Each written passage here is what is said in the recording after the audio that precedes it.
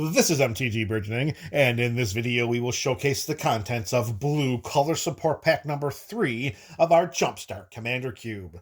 If you haven't been following along or are new to the channel, look in the description of this video for links to the primer video for this series, its playlist, as well as a list of the cards featured in this video. As previously showcased during the primer video for this series, these are the types of cards you can expect to see in every color support pack. Now, with the prologue coming to an end, let's start spotlighting some blue support cards, beginning with our basic lands. We have 3 basic islands, and to go with our 3 basic islands, we have 3 basic snow-covered islands as well. And yes, we ran out of the full art MH1 snow-covered land, so we got to get the supplemental Kaldheim land instead. And laying awake at night thinking about that discrepancy does promote a lack of sleep. All right, so the first 6 cards are our basic lands, 3 basic islands, and 3 snow-covered basics. And if you've been following along with this series, you know that card number 7 is going to be our Thriving Land. And of course here, it's a Thriving Isle. It enters the battlefield tapped, and when it does, we choose a color, and then we can tap this for 1 mana of blue or 1 mana of the chosen color. Next up is our utility land of the non-basic variety, and in color support pack number 3, that land is Halimar Depths. It enters the battlefield tapped, and when it does, we look at the top 3 cards of our library, then put them back in any order. We can tap this land to add 1 blue mana to our mana pool, and looking at those 3 cards helps us to set up whatever our next 3 draws are going to be, and hopefully they're all going to be good. All right, so we got our first 8 cards. Those are going to be our lands, and card number 9 is going to be our MDFC, which is our modal double-face card. It's a spell on the front and a land on the back, and in blue color support pack number 3, that card is Silindi Vision. At instant speed for 2 and a blue mana, we look at the top 6 cards of our library. We may reveal an instant or sorcery card from among them and put them into our hand. Put the rest of the bottom of our library in a random order. So we're going to check out the top 6. We're going to identify an instant or a sorcery card that we want, and we're going to put that bad boy right into our hand. If we choose to not play this for its spell side, then we can also flip this bad boy over for Silindi Isle. It enters the battlefield tapped, and it taps for a blue mana. And since there is a land option of this MDFC, we're going to put it on top there with the other lands. Our next card is the Planeswalker in this color support pack, and in color support pack number 3, that Planeswalker is Teferi Temporal Archmage. This version of Teferi comes into play with 5 loyalty counters for 4 and 2 blue mana. We can add a loyalty counter to Teferi to look at the top 2 cards of our library, and we can put one of them into our hand and the other on the bottom of our library. To -1 Teferi, we take away a loyalty counter to untap up to 4 target permanents. Our targets for that ability should be, most likely, any of the cards that give us mana, mana acceleration, card draw, anything that can advance our resources well past our opponents. And if we're fortunate enough to activate Teferi's Big Bang ability of -10, we get an emblem with, we may activate loyalty abilities of planeswalkers we control at any player's turn, anytime we can cast an instant. So pretty much any planeswalker ability is now done at instant speed. That's just for us, and it is an emblem, and at this point in time, at the creation of this video at least, there is no way to interact with an emblem once it's on the battlefield. So if we're able to keep Teferi in play long enough to activate that Big Bang ability, remember, there's a Planeswalker in every color support pack, so it's not like we're only rolling with Teferi. All right, our next card is our this is our creature mod. Our creature modifier, it's either an aura or an equipment, and in this support pack, it is an aura, and that is called Metamorphic Alteration. So we have an enchant creature for 1 and 1 blue mana. As it enters the battlefield, we choose a creature. Enchanted creature is a copy of the chosen creature. Couple of notes on this fantastically powerful and way underplayed aura. It's only 1 and a blue mana. And when it comes into play, it says choose a creature. It does not say choose target creature. So if there is a creature on the battlefield that has Shroud, Hexproof, Ward, some form of protection, well, choosing a creature is not choosing target creature. We can choose that creature. And also note that as enchanted creature is a copy of the chosen creature, note that the creature that we choose does not have to be on our side of the battlefield. It does not say choose a creature you control. It just straight up says choose a creature. Metamorphic Alteration is going to be the sneakiest, most powerful card in any of the blue support packs that we have going in to the Jumpstart Commander Cube. All right, our next card is our Color Strength spell, and if we're talking blue, then we're talking card advantage. And in this pack, it is Ponder. At sorcery speed for 1 blue mana, we look at the top 3 cards of our library. We put them back in any order. We may choose to shuffle our library if we don't like the way those 3 cards look. And after that's all said and done, we end up drawing a card. So we can be selective with the card that we want by looking at the top 3, putting the most prized card on top. Or if we think that all 3 of them look like a bunch of scrubs at the time, well, we'll shuffle that library up, draw a card, and hopefully not draw one of those 3 cards. All right, now we're going to move to our spot and mass removal and disruption spells. And if you've been following along with blue, you know that the second slot of our spot spells is going to be dedicated to counter magic because disruption is a form of removal. So our first spot removal disruption spell here, it is Chain of Vapor. At instant speed for 1 blue mana, we return target non-land permanent to its owner's hand. Then that permanent's controller may sacrifice a land. If the player does, he or she may copy this spell and may choose a new target for the copy. So it might be difficult, outside of some heavy politicking at the EDH table, to convince a player to sacrifice one of their lands in order to copy the spell and have another permanent boost. However, we are including this here for the purposes of not just identifying potential threats that our opponents may have, but it also may serve us a purpose. If we have specific cards on our side of the battlefield that we benefit from leaving the battlefield or entering the battlefield, it may make sense to cast Chain of Vapor on ourselves, sacrifice a land, and then copy it again to get 2 of those creatures leaving the battlefield, which are going back to our hands, and then eventually coming back onto our side of the battlefield by casting them, reaping the benefits of any leave the battlefield and or enter the battlefield triggers those creatures may have. All right, spot spell number 2. As promised, it is counter magic. It is Syncopate. Instant speed, X and a blue mana. We counter target spell unless its controller pays X generic mana. If that spell is countered this way, we exile it instead of putting it into its owner's graveyard.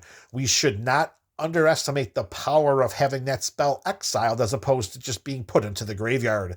This is EDH. Graveyard shenanigans and manipulation, well, that's a feat that is not as rare as Winter Roses. We can see that being done every day of the week and twice during Friday Night Magic. So to get that spell completely, 99.999% of the time, out of our opponent's hands by exiling it instead of sending it to the graveyard, that just makes sure that it doesn't come back in some other way, shape, or form.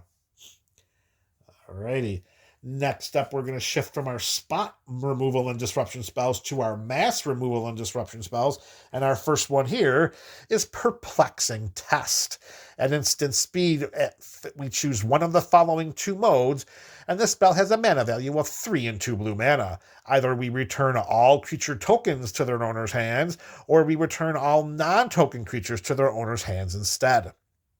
Note that either mode we choose, Perplexing Test is a symmetrical effect, so we will return our creature tokens to our hands, and we will return our non-token creatures to our owner's hands if that mode is chosen instead. And of course, whenever creature tokens leave the battlefield, they end up ceasing to exist. So hopefully the board will lie in such a way that we have nothing but non-token creatures and our opponents have nothing but token creatures. Or, of course, vice versa. All right, and our next mass removal or disruption spell here. It is a sorcery. It is Sleep. 2 and 2 blue mana. We tap all creatures target player controls. Those creatures do not untap during that player's next untap step. So what this really does is it really just completely locks down an opponent's creatures. And if it's an opponent that is really threatening to end up winning the game through combat, well, all of that player's opponents have one turn each to try to take that opponent out. And that's all without that opponent being able to untap their creatures at least through a round of turns. All right, our next card is going to be our hate or defensive card of our support pack.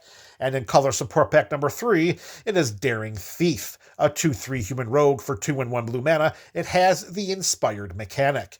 Whenever Daring Thief becomes untapped, we may exchange control of target non-land permanent we control and target permanent an opponent controls that shares a card type with it. So the most challenging aspect of Daring Thief is making sure that we can untap with this. So our best bet is to send it into combat. However, it's only a 2/3, and it has no forms of evasion. It does only have a mana value of 2 and a blue mana, so a total of 3 mana. We do have the possibility of getting this onto the battlefield ahead of curve as well. So it is possible that we could get this into play early enough that none of our opponents have creatures that they can block with, so we can safely send Daring Thief into combat by tapping it, and then during the beginning of our next turn, when we go to untap, we trigger the Inspired mechanic, and then we swap out one of our non-land permanents with something that they control that hopefully is just a bit more spicy or more powerful. Our next card is our Resource Advancement card. This is going to help us to provide mana acceleration, cards in hand, battlefield enhancement. And for this support pack, it is Fibblethip, Lost on the Range, a 1/1 legendary homunculus for 1 and 2 blue mana. It has Ward 2, which means that if any of our opponents decide to target this version of Fibblethip with a spell or an ability, it will be countered unless that opponent pays an additional 2 generic mana for doing so. Fibblethip allows us to look at the top card of our library at any time, and the top card of our library has Plot. The plot cost is equal to its mana cost. We may plot non-land cards from the top of our library. So what plotting is, you're kind of putting a card into exile that we can cast at another turn, at another point in time for a reduced mana value. So what we're looking, is it reduced? Sometimes it's reduced depending on if it has plot already on it, but I think that since the plot cost is the same as the mana cost, we're not getting any additional breaks on the amount of mana that we're paying. A lot of cards that have plot on it as the mechanic, usually the mana value for the card versus the mana value for the plot cost are different, as a way in which to kind of save some discounted mana. But here, whatever the mana value is, we cast it for its plot cost, we exile it, and then we can cast it again for its regular mana value at a more appropriate time during the game. So what we're really doing here with Fibblethip is we're allowing the plot costs, the cards that have plot off the top of our library, we're allowing those to build up in exile, which can work as an extension of our hand. Yes, it's going to take some mana up front to do so, but we are able to do that, and none of our opponents will be. So Fibblethip gives us the opportunity to get some more card advantage. It's going to cost us mana per card, but in a lot of ways, that might be worth it just to have those cards waiting in exile for us to cast at a later point during the game. All right, our next card is our Combat Enhancement card, and if you've been following along with the blue color support packs here, you know that the Combat Enhancement card is going to be a card that comes down to become a copy of something else. And in color support pack 3, that card is Vizier of Many Faces. Here we have a Shapeshifter Cleric for 2 and 2 blue mana. We may have Vizier of Many Faces enter the battlefield as a copy of any creature on the battlefield, except Vizier of Many Faces has Embalmed. The token has no mana cost, it's white, and it's a zombie in addition to its other types. So note that when Vizier of Many Faces comes into play, it can become a copy of any creature on the battlefield. Doesn't have to be one of our creatures. It could be one of our opponents. And of course, to embalm the Vizier, we have to pay 3 and 2 blue mana to get it out of our graveyard. It returns to play, and like it says, it's a token with no mana value. It's white. It's a zombie in addition to its other types, and it becomes a copy of another creature on the battlefield. Note that it's not target creature. We can choose a copy of any creature. So if that creature has ward or shroud or hexproof or some form of protection, the fact that we choose any creature dances right past those various layers of protection. And with the embalm mechanic, we can do it twice with Vizier of Many Faces. Once for 2 and 2 blue mana, and then from our graveyard, once for 3 and 2 blue mana, due to its embalm mechanic. All right, MTG BC, the last card of our pack. And again, if you've been following along with the series, you know that our iconic creature type in blue is going to be Sphinx. So in this pack, our Sphinx is a Tempsis All-Seeing, a 4/5 flyer for 3 and 3 blue mana. We can pay 2 and a blue mana and tap a Tempsis to draw 2 cards and then discard a card. Whenever a Tempsis All-Seeing deals damage to an opponent, we may reveal our hand. If cards with at least 6 different converted mana costs are revealed this way, that player loses the game. Is it difficult to get 6 different cards of different converted mana costs in our hand in the Commander format? No, it is not. Is that difficult when we're doing a splash of blue in a Jumpstart Commander deck? No, it is not. Because look at Chain of Vapor, Ponder, Teferi, all of those things help. Thibblefit, that doesn't really help us too much, so we'll just leave him over there. What we're looking at here is that Tempsis gives us the ability to knock an opponent out of the game. And the 4/5 body with evasion of flying, we can send this safely into combat, pretty confident that it can deal combat damage to an opponent. And if it does, as long as we have 6 different cards with different mana values, we should have little trouble saying to that player, bye-bye. Keep in mind, as a note, that lands have a mana value of 0. And if one of those are in our hand, that's one of the 6 cards we need to trigger a Tempsis's you lose the game ability. All right, there you have it, MTG BC. We have showcased the contents of Blue Color Support Pack number 3 of our Jumpstart Commander Cube. Let me know your thoughts about these cards in the comment section below. This is MTG Burgeoning, a channel for all things Magic.